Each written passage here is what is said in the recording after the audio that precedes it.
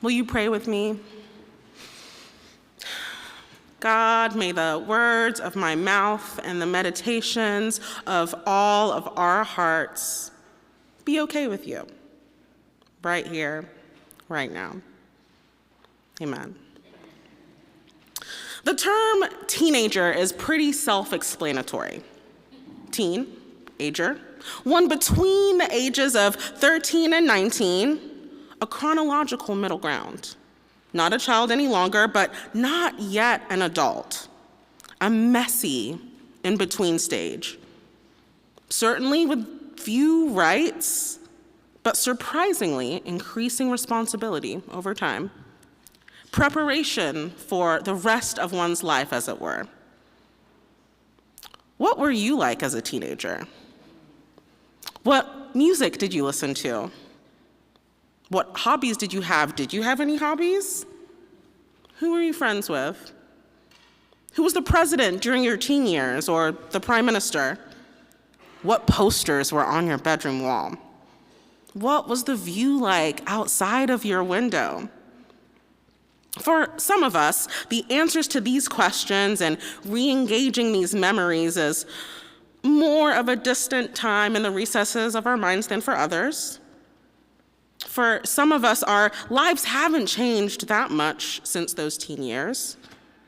Perhaps we still live at home, or our relationship with our folks is really just the same with a few thousand miles stacked in between. For others, the places and spaces that were familiar to us at that age simply no longer exist. Parents have passed on. The formative friends that we had have been moved far from us due to time and space. Our teenage years are some of the least permanent times of our lives, thanks be to God. And with any part of life's journey, that time has an opportunity to shape us if we let it. My teen years were filled with orchestra rehearsals and across-the-country move, the romance of the beginning of the Obama years, flunking out of college. It was fine, we fixed it, right? Justin Bieber, so much Justin Bieber in my teen years, and still now, but I digress.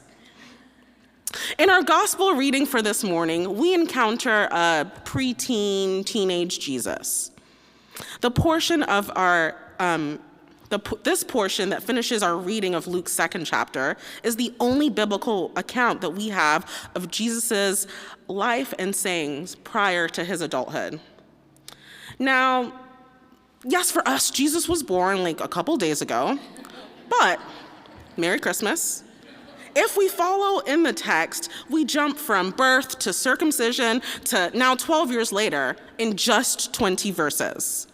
It's a little bit much for us, for those of us who do enjoy this Christmas as a season, or at the very least 12 days. But I'm sure that jump in time doesn't feel too different for how the passage of time feels when we watch a child grow up. When did they get so tall? Is that facial hair? Wait, how did they start talking like that? Jesus' response to his mother's question, "Why were you searching for me? Did you not know I would be in my Father's house?" These are Jesus' first words to us. I'm not sure about you, but when I read this text, I can't help but extrapolate this tone that's extremely sassy and childish. Did you not know I would be in my Father's house? Well, first of all, Jesus, who are you talking to? That's your mother. Who are you talking to like that? It's a pretty slick response for someone who clearly wasn't doing what he was supposed to be doing, or at the very least was very poorly communicating something that he thought was very simple and self-explanatory, child or not. Up until this point in Luke's gospel, we've not really had the opportunity to talk to Jesus yet. No other gospel takes us into Jesus' life as a child, other than mentioning that he grew up and he was fabulous and everyone was obsessed with him, and there's the prophecy and they marveled and oohed and ahed. But now, he doesn't speak to us. He speaks to his mom. In the midst of the chaos of not knowing where he is, some of us may find Jesus' response to a question deeply unsatisfying. Probably not for the last time. Jesus' first words are a snap back into reality. Remember Christmas? It just happened? Angels, shepherds, stars, majesty. We've already forgotten. But Jesus hasn't. How could he? While newspapers and print media are written at a 4th grade reading level, very few folks in America have access to local print media as a part of their growing up experience right now. I remember as a kid on Sundays after church picking up News of the World from Tesco. It was like 75p every Sunday. While we decry this younger than us's generation ability to, or unwillingness to be able to engage with the world around them in the ways that we'd like them to, we've spent the better part of at least 2-3 decades destroying and demonizing the communications and information infrastructure that's lasted for perhaps too long. Love them or hate them, applications like TikTok and YouTube and Reddit are decried as being hotbeds of disaster and misinformation, which is not untrue, but it perhaps takes away from the fact that these are alternate and new ways of passing on information, of learning and connecting with one another. In a political and educational climate that's moving from puritanical to flat-out nonsensical, some of these alternate ways of transmitting and learning information, how else are folks supposed to learn both new and necessary things? If the infrastructures that were designed to do those things are being blown to shreds by malice towards these young people and their progress, to inaction by those in charge and are supposed to know better, what are they to do? We simply do not know how to communicate with one another, and yet we have so many tools at our disposal. In an age of ever-increasingly interconnectedness, what a travesty. Now, this Jesus, this sassy, young Jesus, is exciting to me. It's typical fearless young person vibes. He knows exactly who and whose he is. And sure, maybe his tone could use some work, but he's in the temple and he's asking the right questions and he's giving good answers and everyone is completely gagged. Young people and their wisdom should not take us by surprise, but it does. Here in Bible and Bagels with the SPSA youth, or behind the scenes at a Christmas pageant, or under a broken pew, the wisdom that exists in the children in this house of God is quite big. I'll admit it can feel easy to forget that in the midst of, why is no one responding to my text messages? Or, oh my goodness, why are you yelling right now? We can't forget the wisdom that these younger than us people bless us with. Even if we do forget, how lucky are we when they remind us? How lucky are we that Jesus reminds us in life and word and in adolescent deed? Pastor Kay reflected on Christmas Eve about how Jesus was not an angel. And like not some kids' badly behaved way, I could reword that. But we often describe our young people as not being angels, which, I mean, they're not either, and that should be fine, both literally and scripturally. Jesus wasn't sent to give us a message. We have messengers all around us, as they were around Jesus' earthly parents and all those who came before them, bringing good news and often warnings to those who would listen. To us, yes, Jesus is a child of God who was promised to us, but he's also a human being. God in flesh appearing, Emmanuel, God incarnate, love incarnate.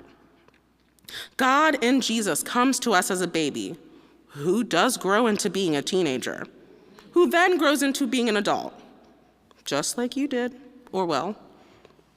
God really ate when he was like, you know what? One of y'all. I'm gonna bring my kid back as one of y'all. Like, who thinks like that? I don't know that I would have made a similar choice. Glad it wasn't my choice to make. But, like, that's so cool to me. If we can't relate to a man who walked this earth just as we do, then we may be in a little bit more trouble than we think we are. The stuff that Jesus is made of is just like the stuff that you're made of. That's so cool.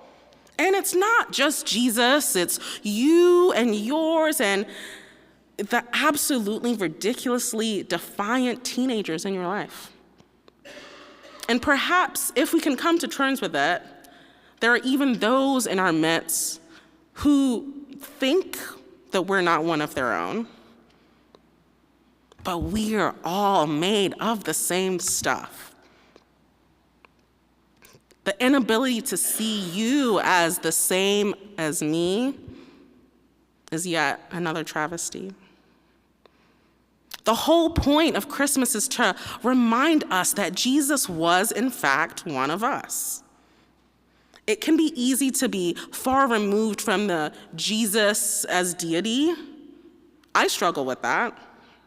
Like, yes, Jesus isn't an angel, we're not gods, and I don't know about you, but the whole Trinity part that escapes me the most is the God part. It's a large and looming presence that, yes, created all the things and places and loves me, which thanks, and I don't know, on a bad day, I can't get dinner together, and God did all this? God as a deity and a force greater than us is beyond me. Jesus was born among us. That's a Jesus, that's a God I can get my head around. He wasn't born in a hospital at home, but in a stinky, nasty manger. And he lived what we believe to be a full life. He traveled with his family. He had a way with words. He was very smart. He went to parties. He got angry. He had friends. And he loved inviting himself over to other people's house for dinner. But at the end of his life, Jesus died a violent death. Not unlike Robert Brooks at Marcy Correctional or the 25 people who have been executed in this country, by this country in 2024. Full lives. In the midst of birth and death, Jesus lives a life that is both miraculous and wonderful. Now, the other day, I accidentally asked a young person what a word meant to them. It doesn't really matter what the word is, because I was unsatisfied with the answer. Words and their meanings, as we know, or at least I hope we know, move, and they change too fast, at least for me, and I'm a millennial. But the asking is half of the battle. The ways that we communicate with one another is fast-paced and ever-changing. And I suppose even kicking and screaming and complaining, I can be okay with that. A spirit of both curiosity and certainty have to be gifts to us. Jesus' young parents struggled with this. We struggle with this. So perhaps as we enter into the world and take a deep look at one another, we can be reminded of a sassy and defiant and confident teenager in all of us, even if we inhabit or they inhabit rooms and spaces that are just as smelly and messy as mangers. How totally Sigma. Thanks be to God.